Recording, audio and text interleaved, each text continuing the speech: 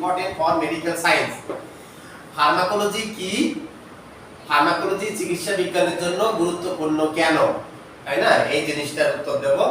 তাহলে ফার্মাকোলজি কি? ফার্মাকোলজি যদি সংজ্ঞা দেই যে চিকিৎসা বিজ্ঞানের যে শাখায় ড্রাগ এবং মেডিসিন নিয়ে বিস্তারিতভাবে আলোচনা করা হয় তাকে বলা হয় ফার্মাকোলজি। বুঝতে পারছেন? দুটো জিনিস আসলে, একটা হলো ড্রাগ আর একটা হলো মেডিসিন। তাহলে চিকিৎসা বিজ্ঞানের যে শাখায় ড্রাগ এবং মেডিসিন নিয়ে বিস্তারিত আলোচনা করা হয় তাকেই বলা হয় হলো ফার্মাকোলজি। এখন তাহলে যে আমি শব্দগুলো উচ্চারণ করলাম, একটা হলো ড্রাগ, একটা হলো মেডিসিন, সেগুলো বুঝতে হবে না? সেগুলো বুঝতে হবে, তা না হলে আমি মুখখানে মুখস্থ থাকবে, মুখস্থ আর কতই রাখতে পারবেন, সেজন্য জিনিসগুলো বোঝা লাগবে।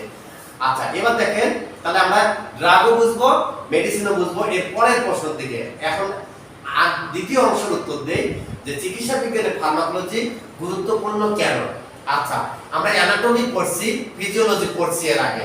রোগগুলো কোথায় হয়? দেহে হয়, তাই না? তাহলে রোগগুলো যে দেহে হবে, সেই রোগগুলো চিকিৎসা করা হবে কি দিয়ে? ঔষধ দিয়ে চিকিৎসা করা হবে, আর তাই না, মেডিসিন দিয়ে চিকিৎসা করা হবে। আর মেডিসিন গুলো কোথা থেকে আছে? ড্রাগ থেকে আছে। বুঝতে পারছেন? তাহলে ড্রাগও বুঝতে হবে আমাকে, মেডিসিনও বুঝতে হবে, তারপরে হলো চিকিৎসা বুঝতে হবে, তাই না? তাহলে এই যে ড্রাগটা বা মেডিসিন দিয়ে চিকিৎসা করব, তাহলে অবশ্যই মেডিসিন সম্পর্কে আলোচনা করতে হবে, মেডিসিন সম্পর্কে জানতে হবে। এটাই হলো গুরুত্ব যে চিকিৎসা বিজ্ঞানে ফার্মাকোলজির গুরুত্ব কি। যেহেতু মেডিসিন দিয়ে চিকিৎসা করব, রোগের চিকিৎসা করা হয় মেডিসিন দিয়ে, কাজে মেডিসিন গুলোকে ভালোভাবে জানতে হবে। ওটা কোথা থেকে আসলো, কিভাবে আসলো এবং কিভাবে কাজ করবে, তাই না? কাকে দেওয়া যাবে, কাকে দেওয়া যাবে না, এই জিনিসগুলোই তো আলোচনা করা হবে ফার্মাকোলজিতে। বুঝতে পারছেন? তাহলে অবশ্যই ফার্মাকোলজি চিকিৎসা বিজ্ঞানের জন্য গুরুত্বপূর্ণ। কেন? এখানে দেওয়া আছে, দেখেন, রোগ নির্ণয় এবং রোগের চিকিৎসা করা হয় মূলত মেডিসিন দ্বারা। দেখেন, মেডিসিন কিন্তু শুধু রোগের চিকিৎসার জন্য না, রোগ নির্ণয় করতেও কিন্তু মেডিসিন লাগে। এই যে ল্যাবরেটরিতে যে আপনার ডাক্তারে তো রোগ নির্ণয় করে, তাই না? কিন্তু ডাক্তার কি একা একা রোগ নির্ণয় করতে পারে না? বিচার তো করে বিচারপতি বা জাস্টিসে, কিন্তু জাস্টিস কি একা একা বিচার করে? ওখানে উকিল লাগে, ওখানে পুলিশ লাগে, তারা বিভিন্ন তথ্যগুলো দেয়, তাই না? তারপরে তো বিচার, কারণ হলে বিচারক ওখানে বসে থাকে কখনোই সম্ভব নয়। ঠিক ডাক্তারও এরকম। ডাক্তারের কিন্তু কাজ হলো দুইটা, একটা হলো রোগ নির্ণয় করা আর একটা হলো রোগের চিকিৎসা করা। এই হলো ডাক্তারের কাজ। এখন এই রোগ নির্ণয় করতে গিয়ে দেখেন ল্যাবরেটরির দরকার হচ্ছে, তাই না? আবার রোগের চিকিৎসা দিতে গিয়ে সে লিখে দিল, সে কিন্তু কখনো ইনজেকশন দিতে চায় না। সে, বুঝতে পারছেন, সে কিন্তু ওষুধটা বুঝে দেবে না কখনো। এগুলো কাজ কার করে? এটা কাজ নার্সে করে, এটা কাজ ফার্মাসিস্টে করে। ঔষধ সম্পর্কিত যত কাজ সেটা কে করবে? ফার্মাসিস্টে করবে। এটা হলো ফার্মাসিস্টের দায়িত্ব, এটা ডাক্তারের দায়িত্ব না। এজন্য ফার্মাসিস্টকে বেশি বেশি করে স্টাডি করা লাগে ঔষধ সম্পর্কে। বুঝতে পারছেন? এই যে সরকারে মডেল ফার্মেসির প্রতি এত ঝোঁক কেন জানেন? ফার্মেসিতে আগে কিন্তু 3টে ক্যাটাগরি ছিল, এখন কয়টা ক্যাটাগরি? 2টা ক্যাটাগরি। একটা হলো মডেল ফার্মেসি আর একটা হলো মডেল মেডিসিন শপ। দুটো কিন্তু ক্যাটাগরি।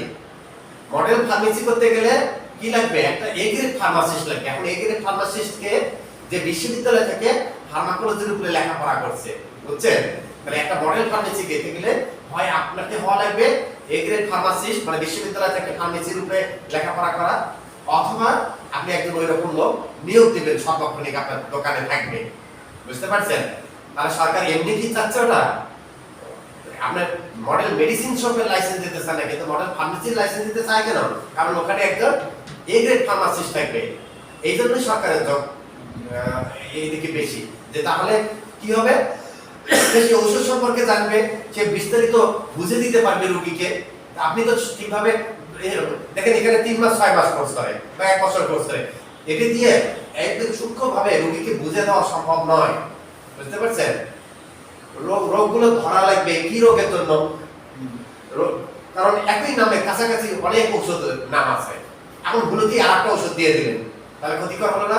সে কিভাবে বুঝবে যে এটা ভুল হয় নাই? এই পাশে রোগ দেওয়া আছে, রোগের সাথে ওষুধের সম্পর্ক আছে, তাহলে আপনি রোগ ঔষধ দুটো মিলে, আর তার ফলে কি করতে, কিভাবে চলতেছে আমাদের দেশ? খালি ঔষধ কি লিখছে পেটে দিয়ে, কিন্তু একই ওষুধের কাছাকাছি অনেক নাম, এতে ভুলও হতে পারে। তারপরে ডোজ, সব ওষুধের ডোজ এক না, সবকিছু মিলে বুঝতে হবে যে এটাই পারফেক্ট। বুঝতে পারছেন? সেই জন্য কি এখানে দেওয়া আছে, আর মেডিসিন গুলি তৈরি করা হয় ড্রাগ থেকে। ফার্মাকোলজি পার্ট করলে ড্রাগ এবং মেডিসিনের যাবতীয় বিষয় যেমন indication, contraindication, dose, side effect ইত্যাদি সম্পর্কে বিস্তারিত জানা যায়। ফলে রোগীর দেহে সঠিকভাবে উপযুক্ত মেডিসিন প্রয়োগ করে আরোগ্য লাভ করা সম্ভব হয়। তাই চিকিৎসা বিজ্ঞানে ফার্মাকোলজি গুরুত্বপূর্ণ। ক্লিয়ার? বুঝতে পারছেন কি? বারবার পড়বেন, একটা জিনিস বোঝার জন্য বারবার পড়তে হয়, তাহলে বুঝতে পারবেন। তাহলে আমরা মূলত কি পাইলাম, যে যেহেতু আমি ফার্মেসিতে কাজ করব, অর্থাৎ ঔষধ বেচা বিক্রির কাজ করব, তাই না?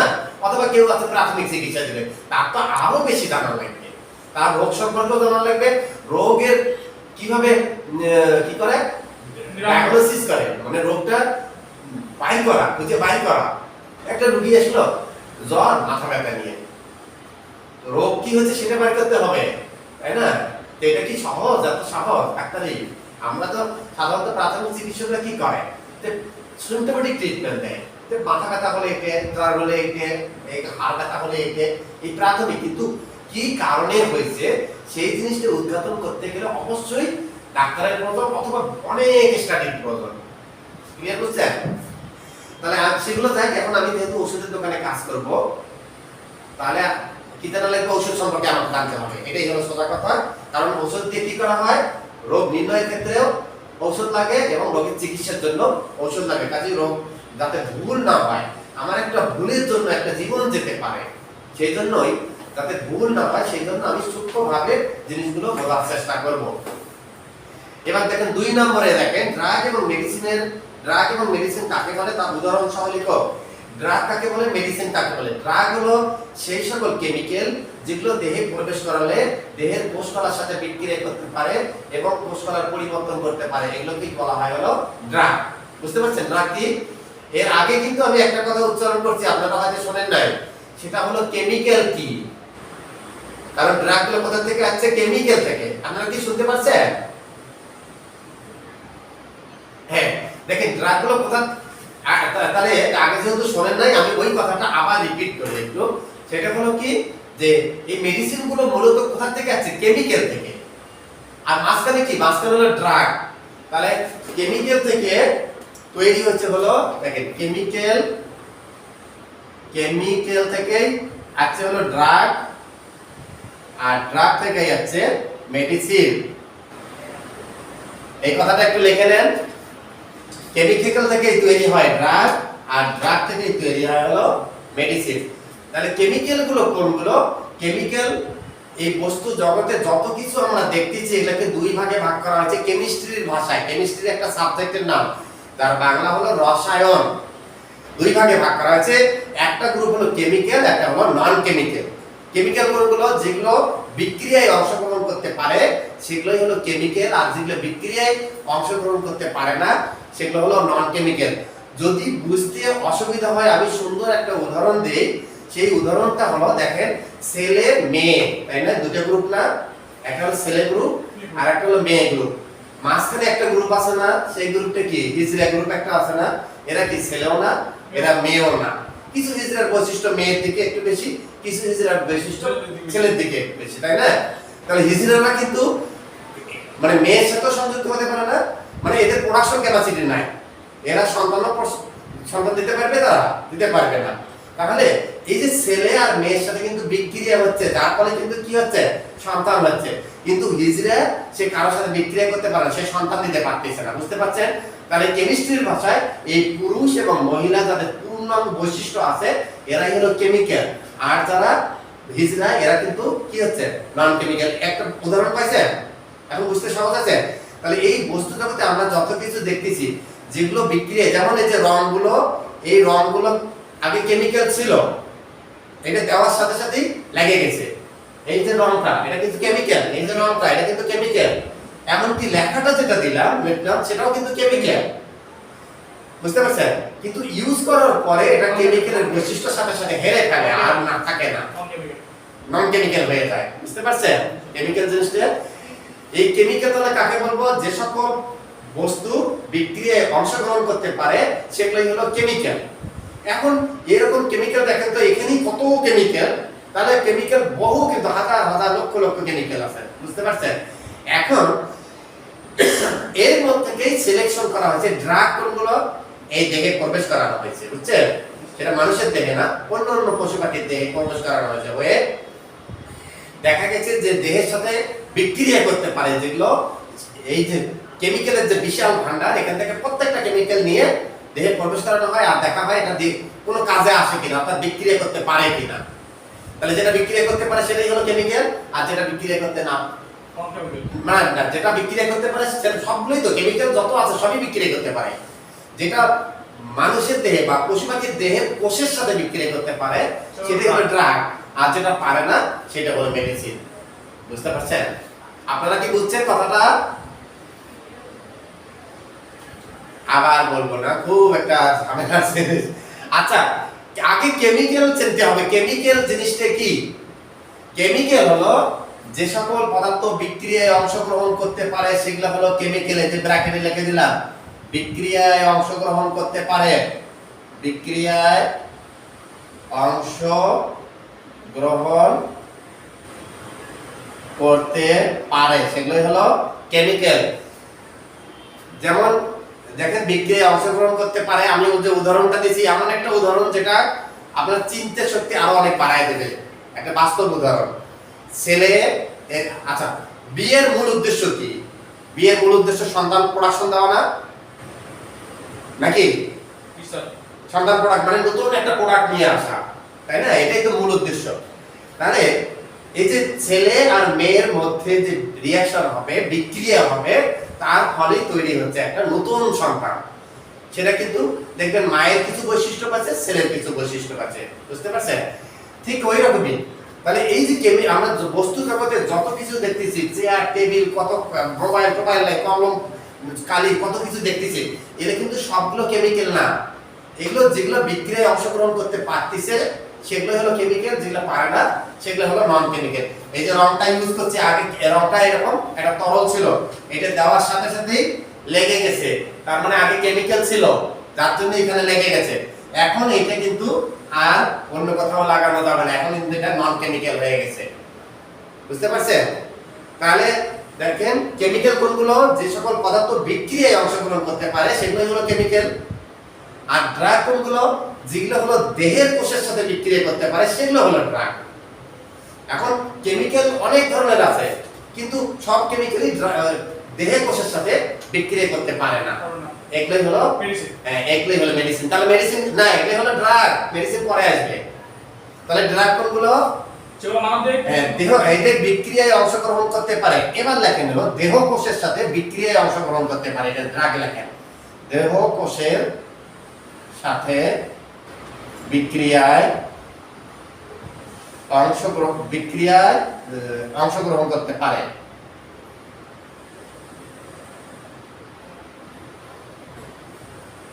আমাদের যে দেহটা, এটা তো অ্যানাটমিতে পড়ানো আছে, কি দ্বারা গঠিত? কোষ দ্বারা গঠিত। দেহটা হলো কোষ দ্বারা গঠিত। কিছু কোষ দ্বারা কি হয়? টিস্যু হয়, কিছু টিস্যু দ্বারা অর্গান, কিছু অর্গান দ্বারা সিস্টেম, কিছু সিস্টেম দ্বারাই হলো দেহ। তাহলে এই যে দেহের মূল যে এককটা সেটা হলো কোষ।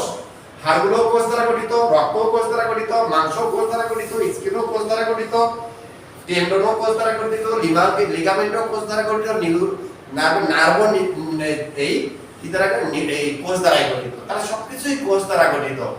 সেই কোষটা কার সাথে তুলনা করব? ইটের সাথে। এই ইটগুলো হলো কোষ, আর সিমেন্ট বালি এটাকে বলা হয় ম্যাট্রিক্স। বুঝছেন? তাহলে এই ইটগুলো হলো কি কল্পনা করব? কোষের মতো। এটা হলো কোষ, একটা করে কোষ, একটা করে ইট। এটাই চিন্তা করবেন, তাহলে বুঝতে সহজ হবে। তাহলে কেমিক্যাল বুঝলাম।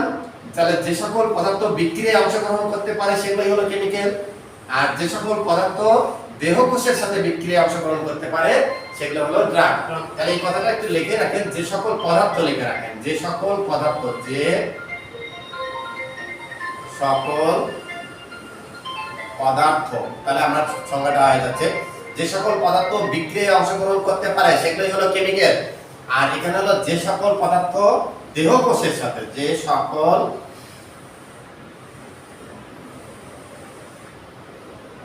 পদার্থ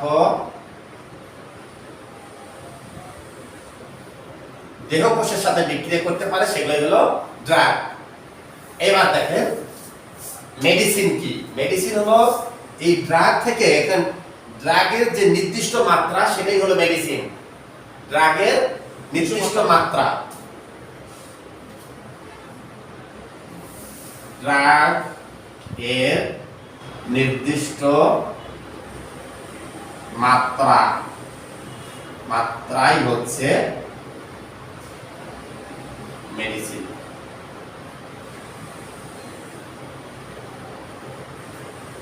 এখন একটা উদাহরণ দেই, প্যারাসিটামল, তাই না? এই প্যারাসিটামল এটা কিন্তু কেমিক্যাল নাম হলো অ্যাসিটামিনোফেন। কেমিস্ট্রির ভাষায় এটাকে বলা হয় অ্যাসিটামিনোফেন। এই প্যারাসিটামল প্রথমে কি করছে, দেহে প্রবেশ করাছে, এটা কোনো কাজ করে কিনা দেখা যায় যে কিছু কিছু কোষের সাথে কাজ করতে পারে, মানে বিক্রিয়া করতে পারে। তাহলে প্যারাসিটামল, তাহলে ওটা এই অ্যাসিটামিনোফেনকে নিয়ে আসছে ড্রাগের মধ্যে, নিয়ে এসে কি নাম দিয়েছে, প্যারাসিটামল নাম দিয়েছে। বুঝতে পারছেন? নাম দিয়েছে হলো প্যারাসিটামল। কোন কোন দেশে অ্যাসিটামিনোফেন নামেও ওটা পাওয়া যায়। আচ্ছা, তাহলে এই প্যারাসিটামল এটা কি হলো, একটা ড্রাগ হলো। এই প্যারাসিটামল না, প্যারাসিটামল এটা একটা ড্রাগ। যখন আমি এর সাথে মাত্রা যুক্ত করে দেব, যেমন প্যারাসিটামল কত এমজি পাওয়া যায়, 500 এমজি পাওয়া যায়, 250 এমজি পাওয়া যায়, ওইটাই হলো মেডিসিন। হ্যাঁ, প্যারাসিটামল 500 এমজি, প্যারাসিটামল 500 এমজি এটা একটা মেডিসিন। তারপরে প্যারাসিটামল 250 এমজি, প্যারাসিটামল 250 এমজি এটা একটা মেডিসিন। বুঝতে পারলে কতগুলো হবে, আপনি মন করার মতো বললে হবে না 400 এমজি 200 এমজি। এই মাত্রাটা কে নির্ধারণ করছে? এটা সায়েন্টিস্টরাই নির্ধারণ করছে। কে নির্ধারণ করছে? বিজ্ঞানীরাও নির্ধারণ করে দিচ্ছে যে এতটুকুই দিতে হবে। সেটা কত কেজির জন্য? অ্যাডাল্টের জন্য হলো 70 কেজি ধরা হয়। একটা অ্যাডাল্টের ওজন ধরা হয় হলো 70 কেজি। এই 70 কেজি ওজনের জন্যই কিন্তু ঔষধগুলো বানাইছে। এখন কারো বডি ওয়েট যদি 70 দুগুণ 140 কেজি হয়, তার কিন্তু ঔষধ সেভাবে বেশি লাগবে। বুঝতে পারছেন জিনিসটা? তার কিন্তু ওই 500 এমজি দিয়ে হবে না, তার জন্য লাগবে কত, 1000 এমজি। তাহলে সেটা কে নির্ধারণ করবে? ডক্টর নির্ধারণ করে দেবে। সেটা কে নির্ধারণ করবে? সেটা ফার্মাসিস্টও অনেকটা বুঝবে, কিন্তু সিদ্ধান্তটা নেবে কে? ডক্টর। কারণ কি, এর সাথে অন্য কিছু রিলেটেড থাকতে পারে। তার বডির হয়তো সবার বডি সমান না, সবার প্রতিরোধ ক্ষমতা সমান না, এটা তো সবাই জানে না। এটা কে জানে? এটা ডক্টরে জানে। বুঝতে পারছেন? তাহলে এখন এরকম এজিথ্রোমাইসিন যদি লিখি আমরা, তাহলে এজিথ্রোমাইসিনটা কি? এজিথ্রোমাইসিন। আর এজিথ্রোমাইসিন যখন 500 এমজি লিখবো, এটা হলো মেডিসিন, হলো ড্রাগ। এজিথ্রোমাইসিন 500 এমজি, এটা বিজ্ঞানীরাই নির্ধারণ করে দিচ্ছে যে এটা 500 এমজি দিয়েই 70 কেজির জন্য 500 এমজি লাগে। এটা একটা মেডিসিন। আর এজিথ্রোমাইসিন 250 এমজি এটাও একটা মেডিসিন।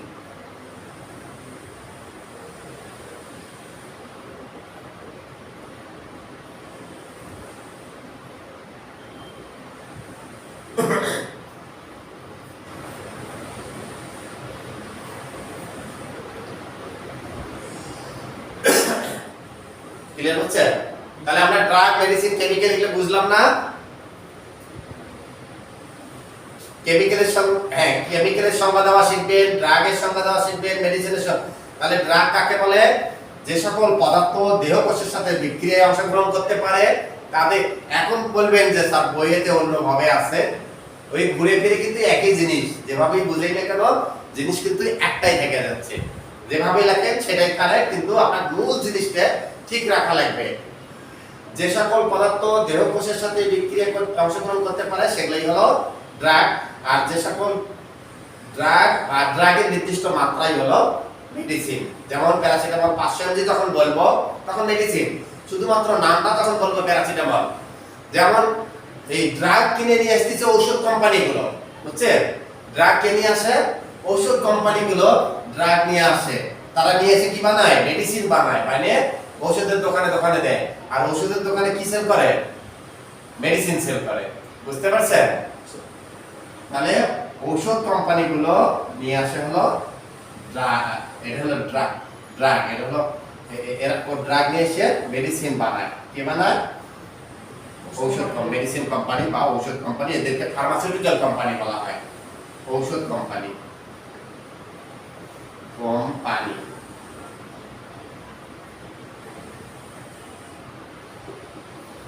এই ওষুধের কোম্পানি ড্রাগ কিনে নিয়ে আসে, নিয়ে এসে মেডিসিন বানায়। আর ড্রাগগুলো কারা তৈরি করতেছে? ড্রাগগুলো তৈরি করতেছে হলো ওই সায়েন্টিস্টরা, যারা বিভিন্ন কেমিক্যাল থেকে রিসার্চ করে করে ড্রাগগুলো বাইর করতেছে। আর এরপরে এই ড্রাগগুলো এগুলো আবার তিনটে সংস্থায় নিয়ন্ত্রণ করে, সেটা একটু পরে আসবে।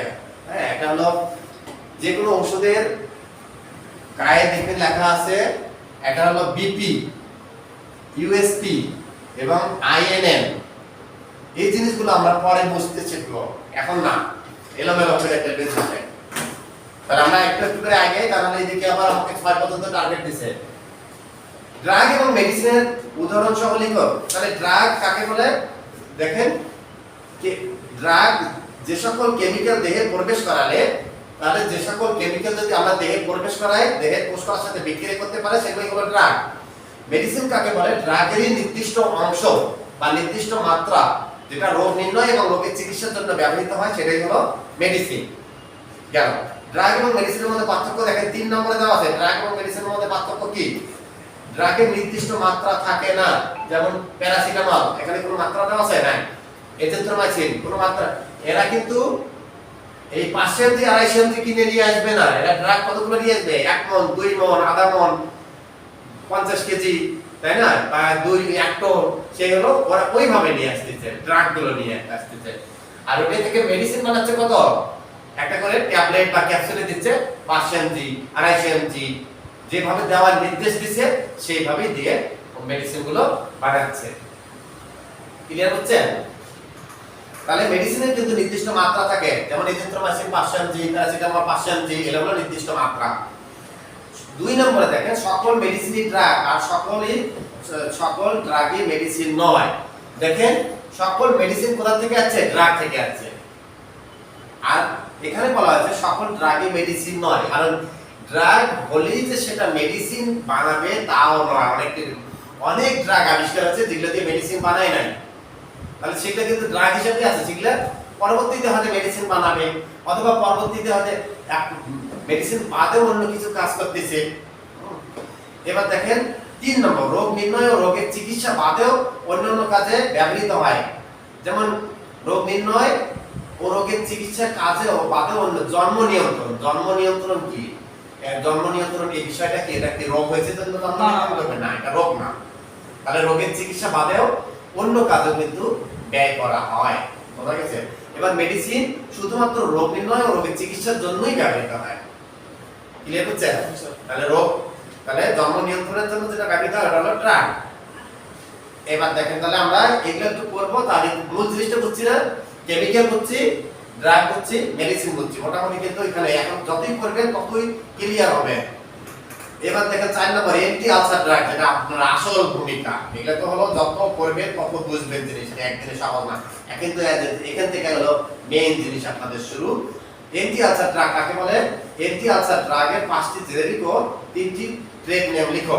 এন্টি আলসার ড্রাগ, যে ড্রাগগুলো আলসারের বিরুদ্ধে, আলসার মানে হলো ক্ষত বা ঘা, ঘাকেই বলা হয় মেডিকেল টার্মে আলসার। এখন এই আলসারটা কোন আলসার?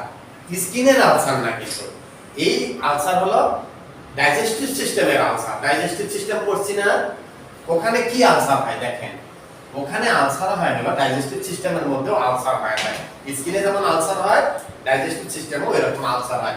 এটা হলো ডাইজেস্টিভ সিস্টেম, এটা হলো ইসোফ্যাগাস, এটা হলো স্টোমাক, তারপরে এটা হলো ডিউডেনাম, তারপরে এইভাবে পেছানো নালীতে এইভাবে, তাই না? এটার নাম কি? স্টোমাক, তাই না? স্টোমাক মানে কি? পাকস্থলী।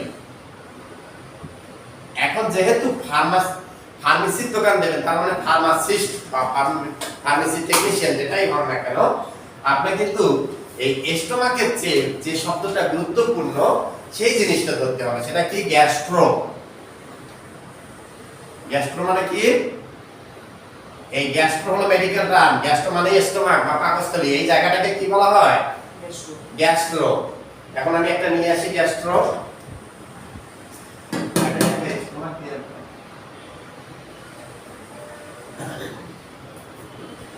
গ্যাস্ট্রো না, এখানে তাহলে এটা কোথায় থাকে? এটা থাকে হলো এই জায়গায়।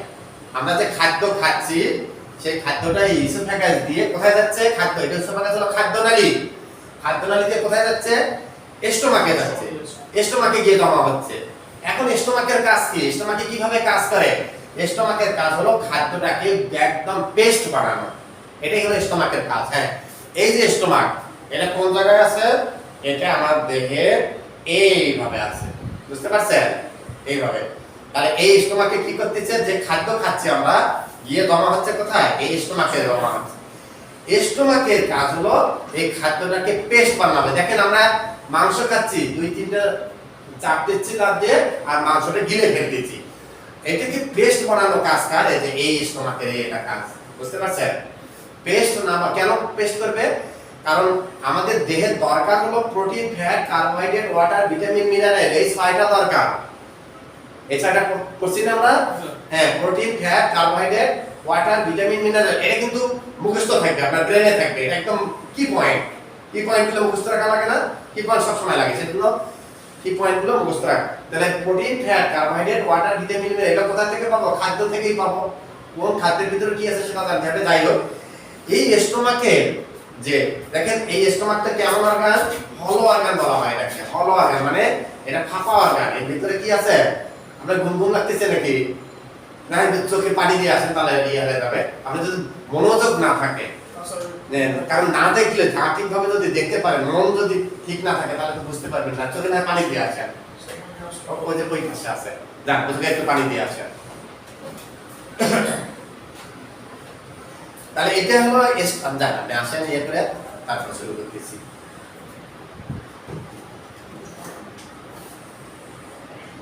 এটা দেখেন, এটা হলো ওয়াল, এটা হলো লুমেন, এটা গ্যাস্ট্রিক ওয়াল, স্টোমাক, এটা হলো স্টোমাক, আর এর উপরে হলো ইসোফেগাস। এগুলো আমার দরকার নেই, স্টোমাকটা আগে চিন্তা করেন। স্টোমাক, স্টোমাকে কি বলবো আমরা? গ্যাস্ট্রো বলবো, গ্যাস্ট্রো। স্টোমাক আজকে থেকে একটু কম ইউজ করবেন, একটি শব্দ ইউজ করবেন, গ্যাস্ট্রো। যেহেতু মেডিকেল সেক্টরে কাজ করবেন, সেটা ফার্মাসিস্ট হিসেবেই করেন, নার্স হিসেবেই করেন, ডক্টর হিসেবেই করেন, তারপরে হলো আর কি যেন আছে, ওই প্যাথোলজি করেন, যেটাই করেন, এই শব্দটা গ্যাস্ট্রো শব্দটা যত বই পড়বেন, নেট পাবেন, স্টোমাকের চেয়ে গ্যাস্ট্রো শব্দটা বেশি পাবেন, হাজার হাজার বার পাবেন। সেই জন্য এবং এই রিলেটেডই সবকিছু পাবেন। যেমন ধরেন এই যে স্টোমাকের যে ওয়ালটা দেখেন, আমি এর ভিতরে তো ফাঁকা, যে বাতাস ঢুকে, যে বাতাস বাইর করে দিচ্ছি দেখেন, মানে খাদ্য যেখানে থাকে সেইটা হলো ফাঁকা জায়গা। আর চতুর্দিকে আছে এই মাংস দিয়ে করা, এটার নাম হলো অল, এটা তো আমরা পড়ছি। তাহলে এটাকে কি বলা হয়? গ্যাস্ট্রিক অল, গ্যাস্ট্রিক অল। আর এই যে এটা হলো গ্যাস্ট্রিক লুমেন, এই ফাঁকা জায়গাটার নাম হলো gastric lumen, gastric lumen. Lumen হলো ফাঁকা জায়গা। দুটো জিনিস পেলাম। এখন এইখান থেকে এই গ্যাস্ট্রিক অল থেকে একটা ডাইজেস্টিভ জুস বের হয় না? আমরা অ্যানাটমিতে পড়ছি, ফিজিওলজিতে পড়ছি, একটা জুস বের হয় না এখানে? এটা জুসটার নাম কি বলেন তো কেউ? এই তাহলে না পড়লে কেমন করে হবে? একজনও বলতে পারতেছেন না, এতজন আছেন দেখে। ডাইজেস্টিভ স্টোমাকের অল থেকে যে জুসটা বের হয় সেই জুসের নাম কি? ফার্মেসি কাউন্সিলের পরীক্ষায় যখন থাকবে স্টোমাকের অল থেকে বা পাকস্থলীর অল থেকে কোন জুস বের হয়, আপনারা কেউ বলতে পারতেছেন? ওখানে 4টা দেওয়া থাকবে, 4টা দেওয়া থাকলো কি? হয়তো স্যালাইভা দিল, গ্যাস্ট্রিক জুস দিল, প্যানক্রিয়াটিক জুস দিল, অথবা গ্যাস্ট্রিক জুস দিলই না, প্যানক্রিয়াটিক জুস দিল, বাইল দিল, অথবা ইন্টেস্টাইনাল জুস দিল, অথবা 3টে দিছে। একটা দিছে স্যালাইভা, একটা দিছে হলো বাইল, একটা দিছে প্যানক্রিয়াটিক জুস, 4 নম্বরটা দিছে উপরের অ্যাক্টিভ নয়, মানে ওটা দেয়ই নেই না। তাহলে উত্তরে কি দেবেন? সেজন্য আপনার জানা লাগবে ফার্মেসি পরিচালনার জন্য, পাস করার জন্য, রোগীকে বুঝে দেওয়ার জন্য, নিজে লাভবান হওয়ার জন্য, মানুষকে লাভবান করার জন্য আপনাকে বুঝতে হবে, না বুঝে কোনো কিছু করতে নাই। আচ্ছা, তাহলে কি হলো? গ্যাস্ট্রিক ওয়াল কোনটা? এই যে স্টোমাকের ওয়ালকে বলা হয় গ্যাস্ট্রিক ওয়াল। তাহলে এখানে যে জুসটা বের হচ্ছে এটার নাম গ্যাস্ট্রিক জুস। কি জুস? Gastric juice. মনে থাকবে? তাহলে দেখেন তো গ্যাস্ট্রো দিয়ে নামগুলো হচ্ছে না সব, নাকি স্টোমাক দিয়ে হচ্ছে? তাহলে গ্যাস্ট্রোর নামটা আমাকে একদম ক্লিয়ার বোঝা রাখবে যে এটার নাম কি? এটার নাম হলো গ্যাস্ট্রো। এটার নাম হলো গ্যাস্ট্রো। আচ্ছা, তাহলে গ্যাস্ট্রিক জুস এখান থেকে বের হয়, gastric juice. Gastric juice, J U I C E, juice. এই গ্যাস্ট্রিক জুসে কি কি থাকে এটাও পড়ছি আমরা, পড়ি নাই? কি কি থাকে? গ্যাস্ট্রিক জুসে থাকে pepsin, hydrochloric acid, hydrochloric acid, আর হলো পেপস আর ওয়াটার। এই ওয়াটারটা হলো দ্রাবক হিসেবে থাকে, মানে ওয়াটারটার মধ্যে ভালোভাবে থাকতে বাচ্চা। যাই হোক, পেপসিন আর হাইড্রোক্লোরিক অ্যাসিড এবং পানিও লাগতেছে। আমি মুড়ি খাইলাম আর মুড়িটা শুকনা, কিন্তু এটাকে বানাতে হবে কি পেস্ট। পেস্ট করতে কি পানি লাগবে না? তাহলে পানি তো অবশ্যই সেখানে দরকার। আচ্ছা, এটা লালা আছে, কিছুটা পানি দিয়ে দিচ্ছে কিন্তু সাথে সাথে, তা নাহলে আমরা গিলতেই পারবো না। মুড়ি সারাদিন চাবাবো কিন্তু গিলতে পারবো না যদি এই সালাইভা না থাকে, লালার রস যদি না থাকে। বুঝতে পারছেন? তাহলে পেপসিনে কি কাজ করে? এই হাইড্রোক্লোরিক অ্যাসিড, দেখেন এটা কিন্তু অ্যাসিডে কিন্তু এমন একটা শক্তিশালী জিনিস। এটা অ্যাসিড দিলে কি হবে? এই হাইড্রোক্লোরিক অ্যাসিড এখানে দিলে পুড়ে যাবে। তাহলে অ্যাসিড খুবই শক্তিশালী। কিছু আছে দুর্বল অ্যাসিড, কিছু আছে শক্তিশালী অ্যাসিড। এই কোন অ্যাসিড স্বর্ণকে গলায়, কিন্তু সব অ্যাসিডে স্বর্ণকে গলাতে পারে না। কোন অ্যাসিড মানে অ্যাসিডকে সবকিছু গলানো যাবে মনে করা। বুঝতে পারছেন? এই এটাকে যে খাদ্যটা যা খাইলাম, হাড় খেলাম চাবায়া চাবায়া, মাংস খেলাম, ডিম খেলাম, এগুলোকে পেস্ট বানাতে